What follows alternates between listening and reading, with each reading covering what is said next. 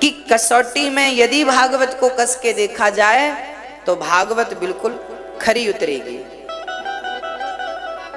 इसलिए हम किसकी संतान है मेरी माँ? साइंस कहता है आप लोग बंदर की संतान है।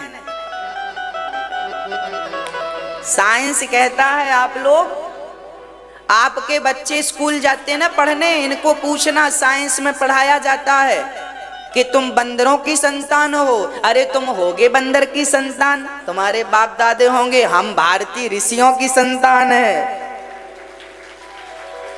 ये अंग्रेज लोग ना बंदर की संतान हो सकते हैं क्योंकि ये हमारे बंदर भी लाल होते हैं, ये भी लाल लाल होते हैं।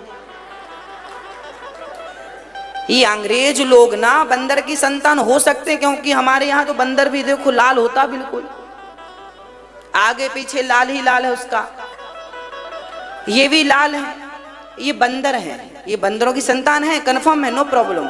वो बंदर की संतान है, अब हम लोगों को पढ़ा रहे हैं तुम भी बंदर, पागल हो। हम काहे के बंदर की संतान, हम थोड़ी तुम्हारे जैसे लाल हैं, हम तो ऋषियों की संतान हैं, हम ऋषि मुनियों की संतान है। अब हमें पढ़ा, हमारे बच्चों को पढ़ा रहे हैं तुम बंदर की संतान हो, बंदर की संतान हो। अरे तुम हो भाई, तुम्हारे बाप है, हम थोड़ी हैं। जबरदस्ती थोपे जा रहे हैं। आज याद रखना मेरी माँ, आज आपके बच्चों को बहुत सारी चीजें, वो चीजें पढ़ाई जा रही हैं जो बिल्कुल निराधार गलत है। आपके बच्चे स्कूलों में, अब देखिए मैं तो सामान्य व्यक्ति हूँ, कथा सुनाने वाला, जो कि शास्त्रों पर रिसर्च करता हूँ और शास्त्रों के आधार पर बताता हूँ और प्रमाण के साथ बताता हूँ, उसमें भी साइंस का प्रमाण बताता हूँ आपको। अब हमारी बात कोई समझे ना समझे, पर ये बात तो सरकार को लागू करना चाहिए। हमारे भारत में वही पढ़ाना चाहिए जो हमारे भारतीय ऋषि मुनियों ने ग्रंथ लिखे, उनके आधार पर शिक्षा हो, है ना। अब जबरदस्ती ये क्यों पढ़ा रहे हो भैया कि हम बंदर की संतान है? ये तो बिल्कुल निराधार है, गलत है, ये गलत है। मैं इसको प्रूव कर सकता हूं, साबित कर सकता हूं।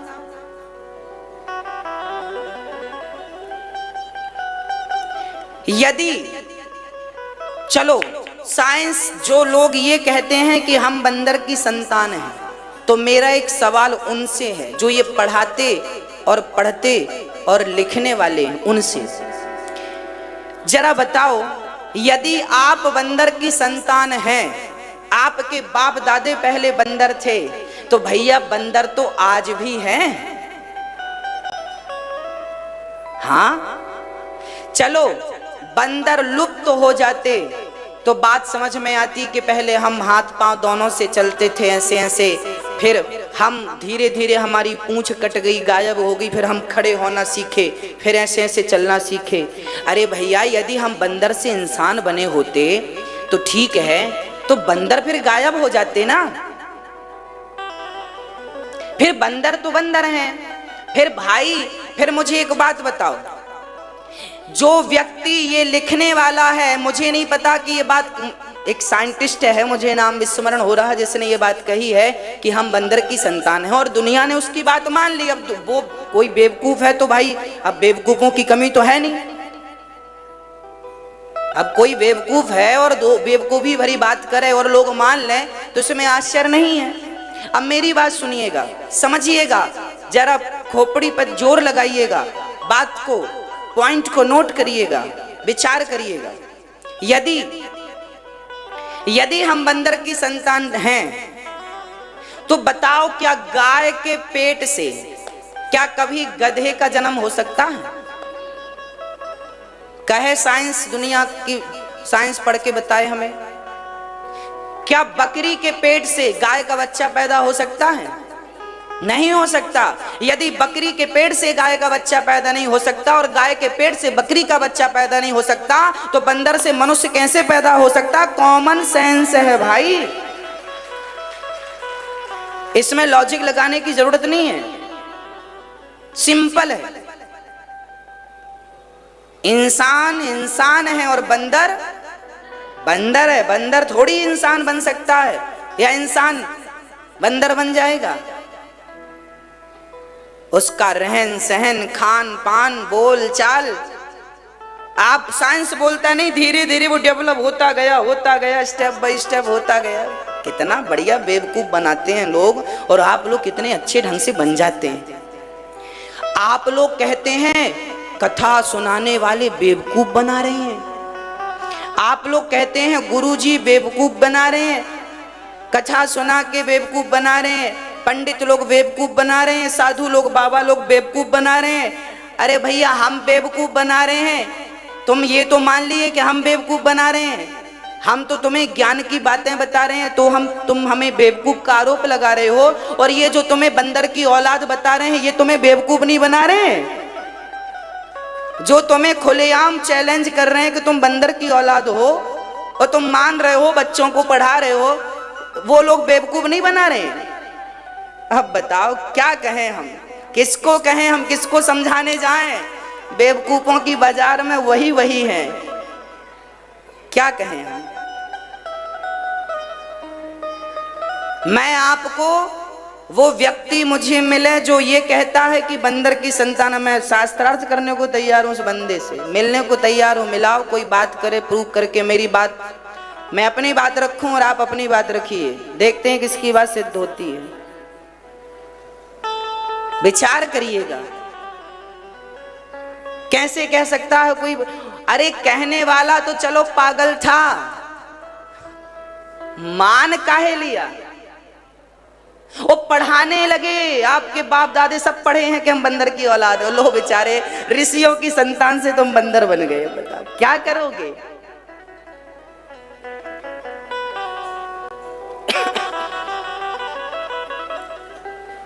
इसलिए हमारे ग्रंथों को, शास्त्रों को पढ़ना चाहिए। हमारे भारत के लोग, सबका गोत्र होता है। हमारे यहाँ ब्राह्मणों का गोत्र है, क्षत्रियों का गोत्र है, वैश्यों का गोत्र है, शूद्रों का गोत्र है। जिसका जो गोत्र है, आप उसी ऋषि की संतान हैं, वही आपके पूर्वज हैं। यह हमारे भारत का परिचय है, यही परिचय है। तो श्री मनु जी महाराज देवहूति से अपनी बेटी करदम जी का विवाह करके, करदम जी की 9 बेटियां हुई, 9 बेटों का, ब्रह्मा जी के 9 बेटों से विवाह हुआ। करदम जी अब जाने लगे। अब करदम जी जब गए तो विचार करिएगा, करदम जी जाने लगे तो देवहूति से कहते हैं, मैं थोड़ा सा आज्ञा चाहता हूं, मुझे अब सब छोड़ के जाना है, भजन करना है। माता देवहूति ने कहा कि आप थोड़े दिन रुक जाइए, हमें एक पुत्र तो दे दीजिए। करदम जी रुके हैं और पुत्र हुआ है। कपिल भगवान का प्राकट्य हुआ, और जैसे ही कपिल भगवान का जन्म हुआ, करदम जी सब छोड़ करके घर परिवार से मोह, और बेटी से, बेटों से, सबसे बेटा हुआ, और करदम जी घर छोड़ करके जाने लग गए। बेटी हो जाए, बेटा हो जाए तो आप भी मोह माया छोड़ करके भगवान में लग जाओ, नहीं तो गति बिगड़ जाएगी। ज्यादा से ज्यादा मन भगवान में लगाया करो, यहाँ वहां मन न लगाया करो। बेटी का घर आपने बसा दिया, बेटे का घर आपने बसा दिया, अपने घर में वो लोग सुखी हैं, आप अपने बढ़िया आनंद से रहो, भगवान की शरण में रहो। बड़े भाव से भगवान का चिंतन करो, भगवान का धन्यवाद दो। बुढ़ापा घर परिवार में ज्यादा उलझाया ना करो। कई बार ना बच्चे आपकी सुनते नहीं हैं। अरे बेटों को 1 बार समझाओ, 2 बार समझाओ, 4 बार समझाओ, 5 बार समझाओ, 10 बार समझाओ। जब वो ना समझें तो अपनी जिह्वा खराब ना किया करो। बहू को 1 बार समझाओ, 2 बार समझाओ, 10 बार समझाओ, अब नहीं समझती तो तुम ही समझ लो, चुप रहा करो। या याद रखना मेरी माँ, आप लोग समझा रहे हैं अपने बच्चों को, नहीं समझ रहे हैं, अब उन्हें समय समझाएगा। अब उन्हें कौन समझाएगा? समय समझाएगा। अब आप नहीं समझा सकते। इसलिए भगवान शंकर जी सती जी बोली हम तो इनकी परीक्षा लेने जाएंगे राम की, ये कैसे भगवान है पत्नी के लिए ढूंढ रहे हैं। हे सीता, हे खगमृग, हे तुमने देखी सीता। राम जी की पत्नी हरण कर ली रावण ने, तो राम जी रो रहे हैं। हे पशु पक्षी तुमने सीता देखी है, हे खगमृग तुमने सीता देखी है, हे पीपल। सती जी बोली, शंकर जी की पत्नी माता सती बोली ये कैसा भगवान है, यदि भगवान होता तो पत्नी का पता लगाना लेता। शंकर जी बहुत समझाए ये भगवान ही है, ये लीला कर रहे हैं, लीला है। पर माता सती नहीं मानी। हाँ जी, ना मानने वाले को तो शंकर जी ना समझा पाए, ना मानने वाली कैकेयी को तो दशरथ जी ना समझा पाए, ना मानने वाले रावण को तो हनुमान जी, अंगद जी, मंदोदरी जी, स्वयं राम जी ना समझा पाए। ना मानने वाले रावण को राम ना समझा पाए, तो फिर आपका बेटा नहीं मानता, आपकी बहू नहीं मानती। समझ लेना कि शंकर जी ने बहुत समझाया था माता सती को, पर नहीं मानी और गई और परीक्षा ली तो उनके विनाश का समय आ गया, जलकर भस्म हो गई थी बाद में सती। विनाश काले विपरीत बुद्धि। जब आपकी बातें, अच्छी बातें आपके बच्चे नहीं समझते तो आप भगवान की तरफ देखो, विधाता इन्हें सद्बुद्धि देना। अब ये नहीं समझने को तैयार हैं। शंकर जी अपनी पत्नी को ना समझा पाए तो आप भला अपने बच्चों को और बहुओं को क्या समझाएंगे। इसलिए जो समझ रहे हैं समझा दो। एक बार समझाओ, 2 बार समझाओ, 10 बार समझाओ। जब तुम्हारी बात ना समझें, जब शंकर जी की बात माता सती ने नहीं समझी तो शंकर जी पेड़ की छांव में बैठ के भगवान का चिंतन करने लगे। अब हुई है सोई जो राम रचि राखा, को करी तर्क बढ़ावई सखा। वही होगा जो भगवान चाहेंगे। अब आपको ज्यादा टेंशन लेने की जरूरत नहीं है, और हुआ भी वही जो मंजूर भगवान को था। इसलिए बेटों को समझाना अच्छी बात है, पर ज्यादा से ज्यादा 10 बार समझाओ, 20 बार समझाओ, बस। कितना समझाओगे? नहीं समझ रहे हैं ना, तो भगवान की मर्जी मान के तुम चुप हो जाओ और अपना मन भगवान में लगाओ, बस निश्चिंत हो जाओ। बहू को समझाओ, 20 बार समझाओ, नहीं समझती तो मन भगवान में लगाओ। आप माथा पच्ची ना करो, आप अपना समय, अपना बुढ़ापा ना खराब करो, नहीं आपका बुढ़ापा बिगड़ जाएगा। हाँ जी, मेरी माँ शास्त्रों की बात बोल रहा हूं, मन की एक भी बात नहीं है मेरी। अपना ना मुंह चलाया करो ज्यादा। और मैं आपसे निवेदन करूं, बुढ़ापे में जितना आप चुप रहेंगे, कम बोलेंगे, उतने सुखी रहेंगे। उनका बुढ़ापा सुखमय गुजरता है जो लोग कम बोलते हैं। उनका बुढ़ापा बहुत घटिया होता है जो बहुत ज्यादा बोलते हैं। कम बोला करिए, वहीं बोला करिए जहां आपको सुनने वाले लोग हों। अब कोई सुन नहीं रहा और आप बोले जा रहे हैं, बोले जा रहे हैं, कोई सुन तो कोई रहा नहीं, बोलने से फायदा क्या। हम देखते हैं समाज में 4 लोग बैठे हैं तो चारों बोलते हैं। 4 लोग बैठे हैं तो वो अपनी बात पूरी किया, तब तक दूसरा बगल वाला, तीसरा भी।